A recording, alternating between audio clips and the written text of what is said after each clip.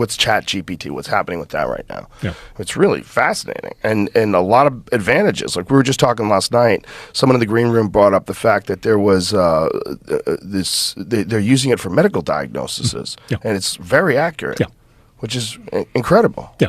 There's a lot of good things to it. Yeah. So you probably remember last time I was on, we spent quite a bit of time talking about this, and this was when these chatbots were running inside Google, but the rest of us didn't have access to them yet, right? And that guy had come out and said that he thought that they were self-aware. Yes. And the whole thing was like this big kind of mystery of like what's going on. And now the world gets to use these things, right? Everybody since then, everybody kind of has access.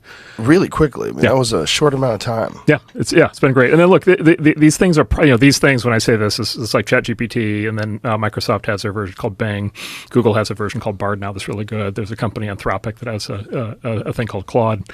If you just run the comparison, they're basically as good as a doctor. They're as good as the average doctor at this point at being a doctor. They're as good at being a lawyer as the average lawyer.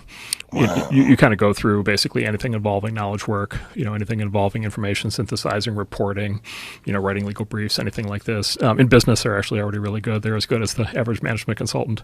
Now, the way they acquire data, they're essentially scouring the internet. Right, sort of. It's more like they're fed the internet. They're fed the internet, and I say I make the difference because the company that produces the AI determines what data goes into it, and that determines a lot of how it works and what it does or won't do. Okay. Yeah. So in that regard, is there a concern that someone could feed it fake data? Yeah.